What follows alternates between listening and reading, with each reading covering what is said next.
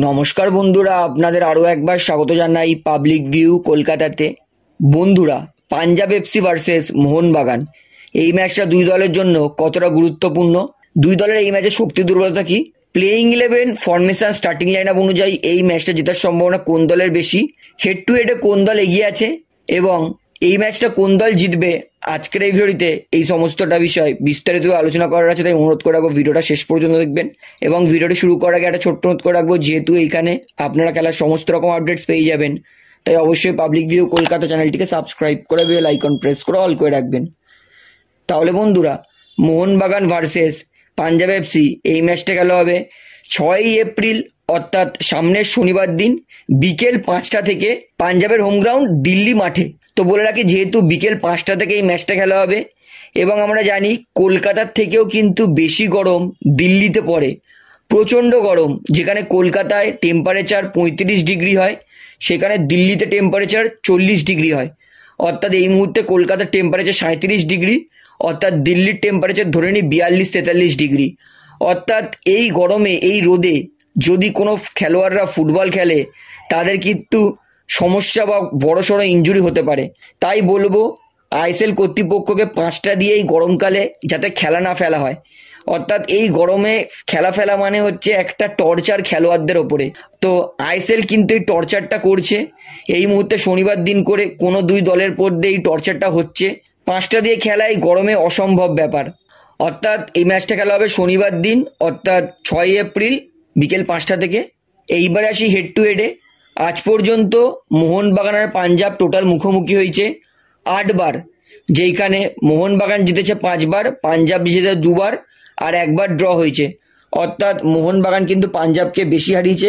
পুরনো রেকর্ড দিয়ে কিন্তু এটা প্রমাণ হয়ে যাচ্ছে। এবং এই সিজনেও এর আগের ম্যাচে, যেটা প্রথম হয়েছিল আইএসএল এর ম্যাচ মোহনবাগান আর পাঞ্জাবের মধ্যে, সেখানে কিন্তু পাঞ্জাবকে মোহনবাগান 3-1 গোলে হারিয়েছিল। এবং বলছি কেন এই ম্যাচটা দুই দলের জন্য গুরুত্বপূর্ণ।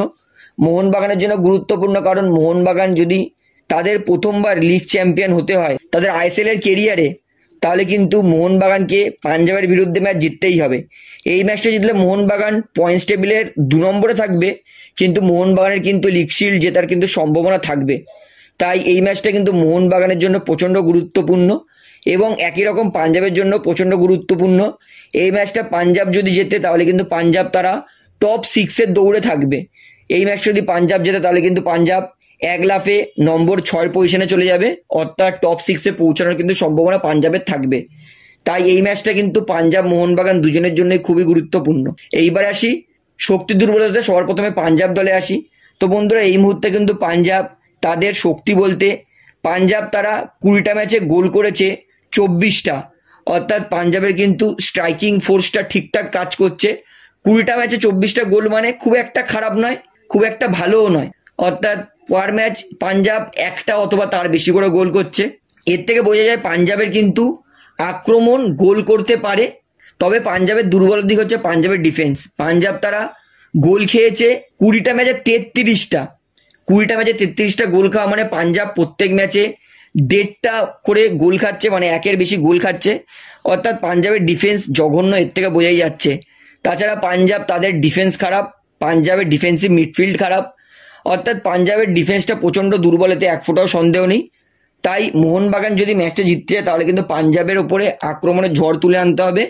এবং পাঞ্জাবের কিন্তু অ্যাট্যাক পুরোপুরি নির্ভর করছে মাদি তালালের ওপরে। মাদি তালাল যদি তাকে যদি শান্ত রাখতে পারে মোহনবাগান, তাহলে কিন্তু মোহনবাগান এই ম্যাচটা জিতবে, এতে কোনো অসম্ভব কোনো ব্যাপার নয়। অর্থাৎ পুরোপুরি মাদি তালালের ওপর নির্ভর করছে পাঞ্জাবের অ্যাট্যাক। তাই মোহনবাগানকে মাদি তালালকে আটকাতে হবে। অর্থাৎ পাঞ্জাবের শক্তি যদি বলি, তাহলে পাঞ্জাবের শক্তি হচ্ছে পাঞ্জাবের গোল স্কোরিং ফর্ম। তবে তাছাড়া পাঞ্জাবের আর কোনো শক্তিশালী দিক নেই। পাঞ্জাবের দুর্বলতা প্রচুর, পাঞ্জাবের ডিফেন্স খারাপ, মাঝমাঠ খারাপ। অর্থাৎ পাঞ্জাবের কিন্তু শক্তির থেকে দুর্বলতা বেশি। এই জন্যই পাঞ্জাব এই মুহূর্তে কিন্তু পয়েন্টস টেবিলে 10 নম্বরে আছে। এইবার আছি মোহনবাগানের শক্তি দুর্বলতাতে। মোহনবাগান তারা 19টা ম্যাচে গোল করেছে 40টা। অর্থাৎ মোহনবাগান পার ম্যাচে 2টো করে গোল করে এবং এই সিজনে মোহনবাগান সব থেকে বেশি গোল করেছে। অর্থাৎ এর থেকে বোঝা যাচ্ছে মোহনবাগানের কিন্তু স্ট্রাইকিং ফোর্স চমৎকার। মোহনবাগান গোল করবেই, এতে এক ফোঁটাও সন্দেহ নেই। অর্থাৎ মোহনবাগান তাদের আক্রমণ মাঝমাঠ বেস্ট আইএসএল এর। তবে মোহনবাগানের এই সিজনের সব থেকে দুর্বল দিক হচ্ছে মোহনবাগানের ডিফেন্স। মোহনবাগান তারা 19টা ম্যাচে গোল খেয়েছে 25টা, একটা চ্যাম্পিয়ন দল কখনোই 19টা ম্যাচে 25টা গোল খায় না। তাই মোহনবাগানকে যদি চ্যাম্পিয়ন হতে হয় তাহলে কিন্তু মোহনবাগানকে গোল খাওয়া বন্ধ করতে হবে এবং পাঞ্জাবের বিরুদ্ধে কিন্তু মোহনবাগান ক্লিনশিট নিতে পারে যদি মোহনবাগান ঠিকঠাক ডিফেন্স করে তাহলে। অর্থাৎ মোহনবাগান দলের কিন্তু শক্তিশালী দিক মোহনবাগানের অ্যাটাক মাঝমাঠ, মোহনবাগানের দুর্বল দিক হচ্ছে মোহনবাগানের ডিফেন্স। দুই দলের কোন কোন প্লেয়ার থাকবে না?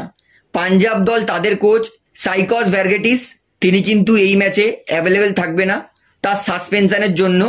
মোহনবাগানেরও একই রকম, যেহেতু হাবাস তার জ্বর, শরীরটা খুবই খারাপ, হাবাস তিনি কিন্তু পাঞ্জাবের বিরুদ্ধে সাইড লাইনে থাকবে না এমনটাই অনুমান করা হচ্ছে। যেমনি পাঞ্জাবের হেড কোচ সাইড লাইনে থাকবে না সেরকম কিন্তু মোহনবাগানের হেড কোচ হাবাস তিনি সাইড লাইনে থাকবে না। তাছাড়া মোহনবাগানের জন্য আরো বড় ধাক্কা, কিয়ান নাসিরি তিনি থাকবেন না কারণ তার পরিবারের একজন মারা গেছেন, এবং সাহাল আব্দুল সামাদ তিনিও থাকবে না কারণ তার ইনজুরি আছে। অর্থাৎ সাহাল কিয়ান এই দুই প্লেয়ার কিন্তু এই ম্যাচে অ্যাভেলেবেল থাকবে না। তো এইবারে আসি দুই দলের প্লেইং 11-এ। সবার প্রথমে পাঞ্জাব দলে আসি। পাঞ্জাব তারা আরও একবার এই ম্যাচটা 4-3-1-2 ফরমেশনে খেলবে, যেখানে 4টে ডিফেন্স 3টে ডিফেন্সিভ মিডফিল্ড খেলে। পাঞ্জাব তাদের গোলকিপারে থাকবে রবি কুমার, 4এর ডিফেন্স রাইট ব্যাকে থাকবে খাইমিন লাঙ্গিম, লেফট ব্যাকে থাকবে মোহাম্মদ সালাহ, 2টো সেন্টার ব্যাক সেটা থাকবে সুরেশ মেইতেই আর ডিমিট্রিস চ্যাসজিজিস। অর্থাৎ এই 4টে হবে পাঞ্জাবের ডিফেন্স। পাঞ্জাবের 3টে ডিফেন্সিভ মিডফিল্ড, বলতে গেলে একটা ডিফেন্সিভ মিডফিল্ড, 2টো সেন্ট্রাল মিডফিল্ড অথবা 3টে ডিফেন্সিভ মিডফিল্ডও বলতে পারি।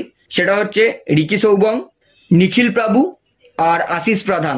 অর্থাৎ পাঞ্জাব কিন্তু উইং দিয়ে অ্যাটাক করে না, যা করে পুরোপুরি সেন্ট্রালি। তো এই 7 জনের ওপর কিন্তু পাঞ্জাবের পুরোপুরি ডিফেন্স থাকবে এবং যদি মোহনবাগানের বিরুদ্ধে গোল খাওয়া আটকাতে হয় তাহলে এই 7 জনকে কিন্তু ভালো ডিফেন্স করতেই হবে। এবং আমি মনে করি যতই ভালো ডিফেন্স করুক মোহনবাগান কিন্তু গোল করবেই।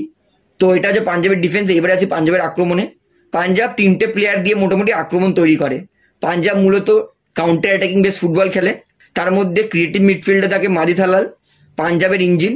2টো স্ট্রাইকার সেটা থাকে উইলমার জর্ডান গিল, যিনি এই সিজনে কিন্তু ভালো গোল ছন্দে আছেন, এবং তার সঙ্গে পাঞ্জাবের ক্যাপ্টেন লুকা মেচেন। অর্থাৎ এটা হবে পাঞ্জাবের playing 11 formation starting line up মোহনবাগানের বিরুদ্ধে। এইবার আসি মোহনবাগান দল। তাদের অ্যাসিস্ট্যান্ট কোচ ম্যানুয়াল প্যারেস তিনি মোহনবাগানকে আরও একবার 3-5-2 ফরমেশনেই সাজাবে, যেখানে গোলকিপারে থাকবে ভিশাল ক্যাত। আশা করবো এই ম্যাচে ভিশাল ক্যাত কিন্তু ভালো পারফরমেন্স করবে, কারণ ভিশাল ক্যাতের ওপর কিন্তু পুরোপুরি মোহনবাগানের গোল খাওয়া না খাওয়া ডিপেন্ড করছে, তাই ভিশাল ক্যাতের ওপর আশা থাকবে। 3এর ডিফেন্স 3টে সেন্টার ব্যাক সেটা থাকবে আনোয়ার আলী, আর একটা পাশে থাকবে সুভাশিস বোস, এবং সেন্টারে থাকবে হেক্টর ইউস্তে। অর্থাৎ 3টে প্রপার সেন্টার ব্যাক দিয়ে কিন্তু মোহনবাগান ডিফেন্স করবে। 2টো সাইড ব্যাক সেটা থাকবে মানবীর সিং এবং লিস্টন কোলাসো। মানবীর আর লিস্টনের ওপর কিন্তু দরকারে ডিফেন্স, দরকারে আক্রমণের দায়িত্ব থাকবে, এবং এই 2 প্লেয়ার ভালো খেললে কিন্তু মোহনবাগান গোলও করবে, গোল ডিফেন্সও করতে পারবে। এবং 2টো ডিফেন্সিভ মিডফিল্ড সেটা থাকবে দীপক টাংরি আর অভিষেক সূর্যবংশী। দীপক টাংরি আর অভিষেক সূর্যবংশীর ওপর কিন্তু ডিফেন্সের দায়িত্ব থাকবে, যে এই দুজন কিন্তু মোহনবাগানের ডিফেন্সে সাহায্য করবে। এইবারে আছে মোহনবাগানের অ্যাটাকিং মিডফিল্ডে। মোহনবাগানের একমাত্র অ্যাটাকিং মিডফিল্ড সেটা থাকবে জনি কাউকো।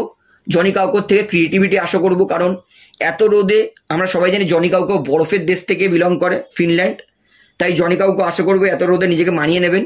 এবং 2টো স্ট্রাইকার মোহনবাগানে থাকবে ডিমিট্রি পেড্রোটস আর জেসন কামিংস। তো এটা হবে মোহনবাগানের playing 11 formation starting line up পাঞ্জাবের বিরুদ্ধে। তো বন্ধুরা, 2 দলের শক্তির দুর্বলতা, প্লেইং 11 স্টার্টিং লাইন আপ সমস্তটা আমি আপনাদেরকে দেখিয়ে দিয়েছি।